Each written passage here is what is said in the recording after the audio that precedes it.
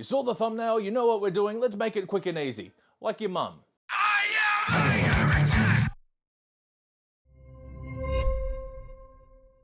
Galaxy and Nebula paint schemes are nothing new, but they either need an airbrush or a metric butt ton of freehanding, and I don't want to do either. But before we get into that, we're going to need some kind of a base. And honestly, you could 100% start from a black primer for this one. But because I already had a Zenithal highlight over this one, I'm just going to go over it with Terrestrial Turquoise speed paint. It's honestly not going to do much for the end result, but it will help you see the details a little bit better on camera. But for future reference, if you want a grim dark feeling armor, Terrestrial Turquoise is kind of excellent. But for the Galaxy armor, we're going to need a sponge. Just not this one. We need something a little bit more porous for a sporadic application. And for that, the sponges that used to come in the blister packs is actually perfect. All we're going to do is tear off a little section, roll it up, and give us some kind of handle to hold on to. And with that act of heresy out of the way, we're going to start splotching on Regal Blue all over the model.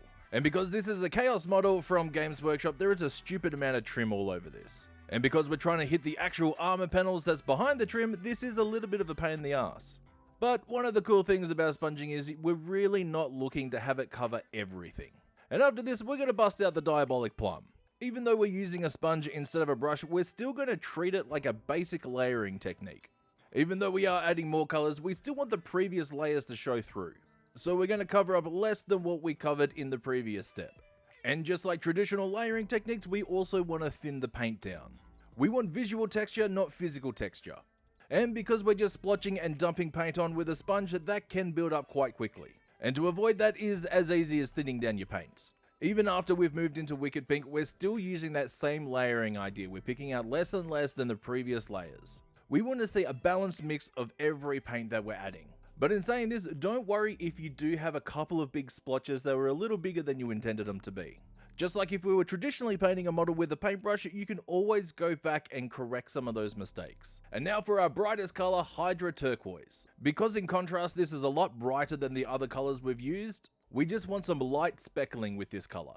And to do that, we're going to treat this like a dry brush. After you've loaded your sponge, we're going to start to stamp around before we get to the model to kind of take off as much as we can.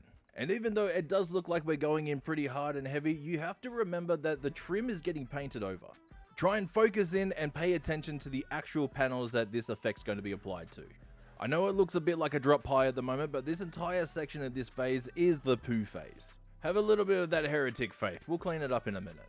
But before we get there, I want to add a little bit of volume. Because we haven't painted or highlighted in a traditional sense, we are going to have to come back with a different idea. So what I'm going to do is come in with Purple Swarm speed paint and just start painting in the shadows. If we can't create volume with the highlights, we're going to create volume with the shadows.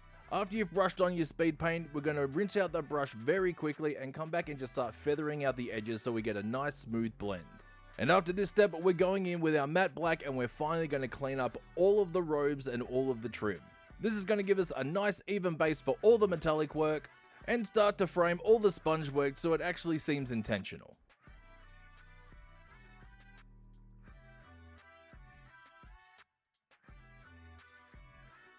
Usually, this is the part of the video where the creator will jump in and tell you about this week's sponsor and either try to sell you a desk or a piece of land in Scotland. But I'm a member of the Army Painter Factory team, and thanks to their support, we don't have to raid shadows to become legends. So if you want to support the people that support the people and grab any paint that you've seen in today's video, visit the Army Painter web store and use code HERESY5 at checkout for a discount. And if you're one of the greatest Patreon members in the world, there is a separate code in there for an even bigger discount. Links to the Army Painter and the Patreon are in the description.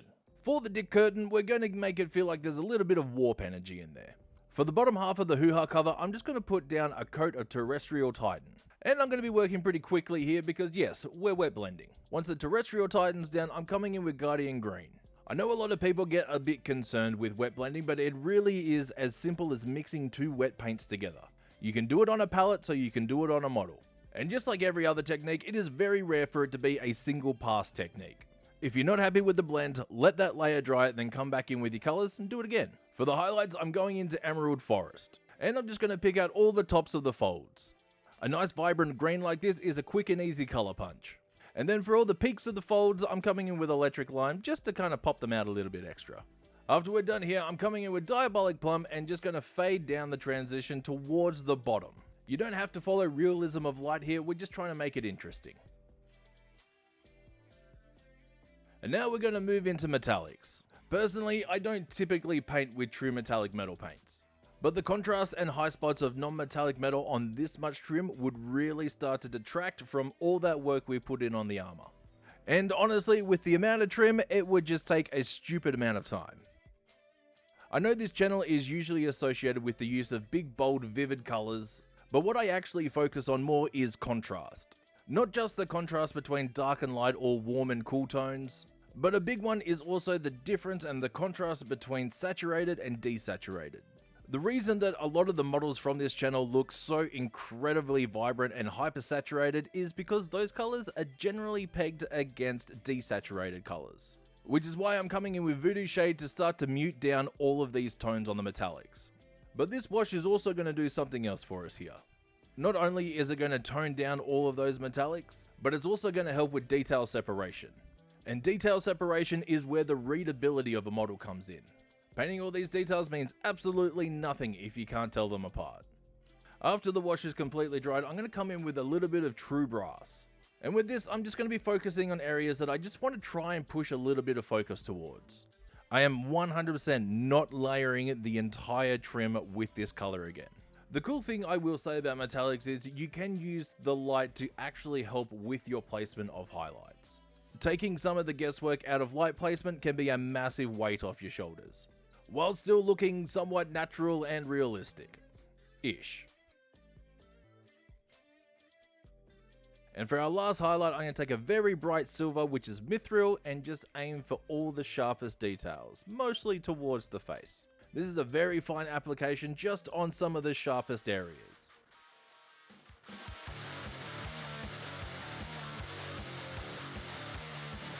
This was probably one of the most easy to replicate schemes that we've done on the channel. Something that you could do to an entire unit in probably a day. If you want to hear more mum jokes, don't forget to hit subscribe.